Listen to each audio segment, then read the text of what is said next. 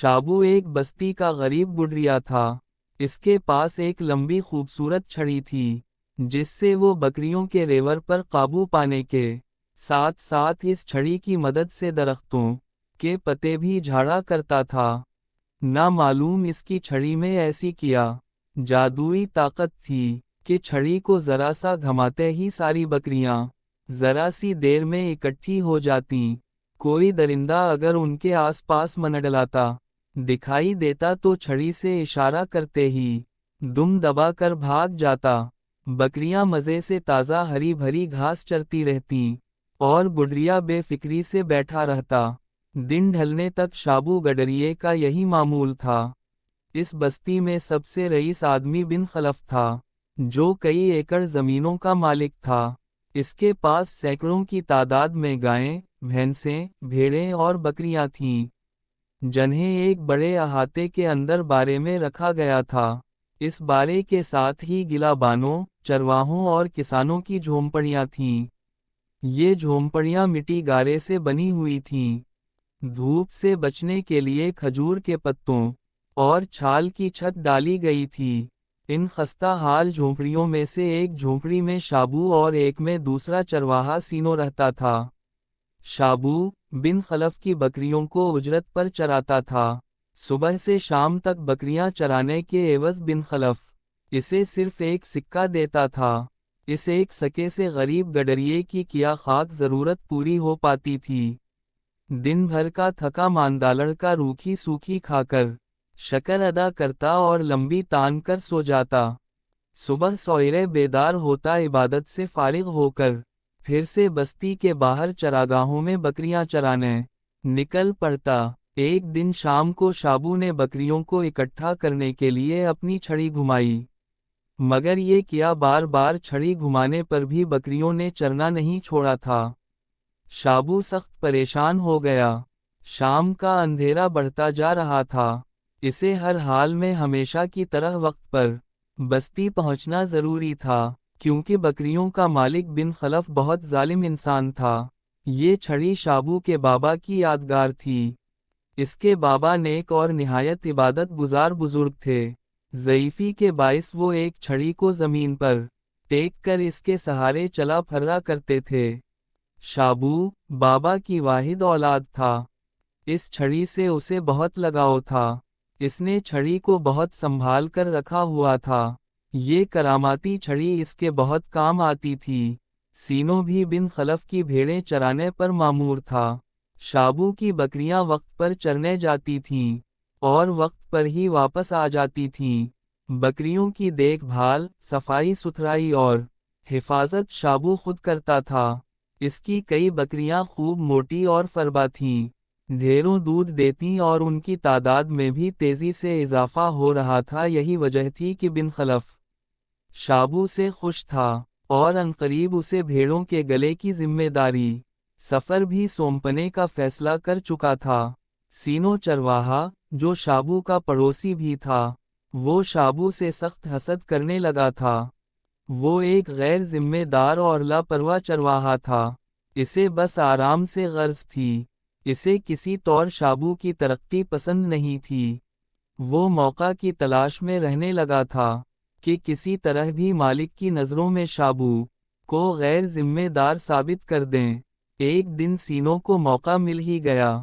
اس نے شابو کی چھڑی چرا لی اور اسی جیسی دوسری چھڑی رکھ دی۔ حسد کے مارے اس نے اصلی چھڑی کے ٹکڑے کر کے اسے گھنے جنگل کے بیچ زمین میں دبا دیا۔ صبح سویرے شابو بھیڑ بکریوں کو ہنکاتے ہوئے جنگل کی طرف چل پڑا، مگر یہ کیا چھڑی گھمانے کے باوجود بکریاں قابو میں نہیں آ رہی تھیں۔ شایوان کے پیچھے بھاگ بھاگ کر انہیں جمع کر کے بری طرح ہانپنے لگا تھا۔ اسے اس چھڑی سے کتنا آرام اور سہولت تھی۔ اس نے دکھ سے ایک سرد آہ بھری اور ٹوٹے قدموں کے ساتھ بستی کی جانب چل پڑا، جہاں بن خلف اس کی آمد کا شدت سے منتظر تھا۔ سینو نے شابو کو دیکھتے ہی بن خلف سے کہا، مالک، شابو آ گیا۔ معمول کے مطابق بکریوں کی گنتی کی گئی تو بکریاں کم تھیں۔ بن خلف غصے سے آگ ببولا ہوتے ہوئے بولا، غیر ذمہ داری کی حد ہو گئی، میں نے تم پر اندھا اعتماد کر کے بڑی غلطی کی۔ سینو صحیح کہتا، شابو سر جھکائے کھڑا چپ چاپ سنتا رہا۔ اس رات بن خلف نے سزا کے طور پر شابو کو کھانے پینے کے لیے کچھ بھی نہیں دیا۔ بے چارہ شابو بھوکا پیاسا ہی سو گیا۔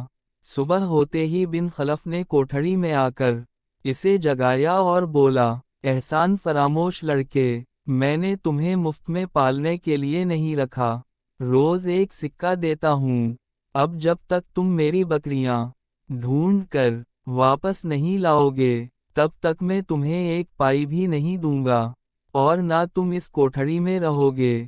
علامت واوین۔ بن خلف نے شابو کو بستی سے نکال دیا۔ شابو مایوس ہو کر جنگل کی طرف چل پڑا۔ سینو نے جنگل میں جس جگہ چھڑی کے ٹکڑے دفنائے تھے وہاں قریب ہی ایک بڑا سا تالاب تھا۔ پورے چاند کی رات میں اس تالاب کے کنارے پریاں اترا کرتی تھیں۔ اس رات پریوں کے ساتھ پرستان کی شاہی سواری، خوبصورت گھوڑا گاڑی بھی تھی۔ گاڑی میں جتا ہوا گھوڑا تالاب کے آس پاس اگی ہوئی گھاس مزے سے چر رہا تھا کہ اچانک گھوڑا بدک کر اچھلا۔ شابو درخت کی اوٹ میں چھپ کر پریوں کو دیکھ کر حیران ہو رہا تھا۔ گھوڑے کے بری طرح کراہنے کی آواز سن کر گھبرا گیا۔ پریوں کے ساتھ ان کا رکھوالا جن بھی وہاں موجود تھا۔ اس کی تیز ناک نے آدم کی بو سونگھ لی تھی۔ جن نے پیچھے سے جا کر شابو کو پکڑ لیا اور ملکہ پری کے سامنے پیش کر دیا۔ شابو ڈرپوک نہیں تھا اور نہ اس نے کوئی جرم کیا تھا۔ گھوڑے کے زخمی سم دیکھ کر پریاں پریشان ہو گئی تھیں کیونکہ خون مسلسل جاری تھا۔ اس کے سم میں کوئی چیز پھنسی ہوئی معلوم ہو رہی ہے۔ شاہی استبل میں گھوڑے کی دیکھ بھال پر مامور جن نے معائنہ کرتے ہوئے کہا، گھوڑے کے سموں میں چیز کوئی کانٹا نہیں بلکہ ٹوٹی چھڑی کا بڑا سا نوکیلا ٹکردہ تھا۔ شابو اپنی چھڑی کو اچھی طرح پہچاننا تھا۔ یہ دیکھ کر اچھل پڑا اور بے اختیار بول اٹھا، آہ میری پیاری چھڑی تم یہاں ہو۔ ساری پریاں شابو کو غصے سے گھورنے لگیں۔ رکھوالا جن آگے بڑھ کر بولا، گستاخا، تم نے ہماری ملکہ کے گھوڑے کو جان بوجھ کر زخمی کیا ہے۔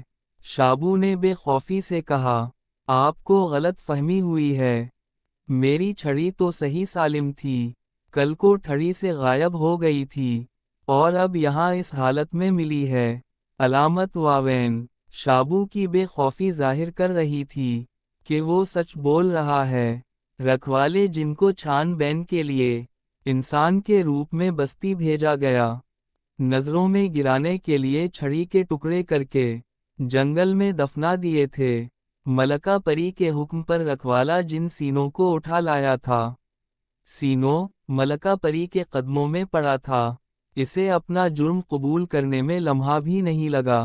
ملکہ پری نے شابو کی چھڑی توڑنے، اسے پریشان کرنے اور مالک سے پٹانے کے جرم میں سینو کو سخت سزا سنا کر پرستان کے قید خانے میں قید کرنے کا حکم جاری کر دیا اور شابو کو اس کی چھڑی کے بدلے میں ایک نئی خوبصورت جادوئی چھڑی دی جو چاندی کو سونا بنا دیتی تھی۔ بن خلف کو اصل بات معلوم ہوئی تو وہ نادم ہوا۔ اس نے شابو کو اپنے تمام ریور کا نگراں بنا دیا اور ایک عمدہ مکان اسے دے دیا۔ اب اس چھڑی کو کوئی چرا بھی نہیں سکتا تھا۔ جو بھی اسے چرانے کی کوشش کرتا تو وہ پتھر کا ہو جاتا جسے شابو ہی اصل شکل میں لا سکتا تھا۔ بایاں قوسین۔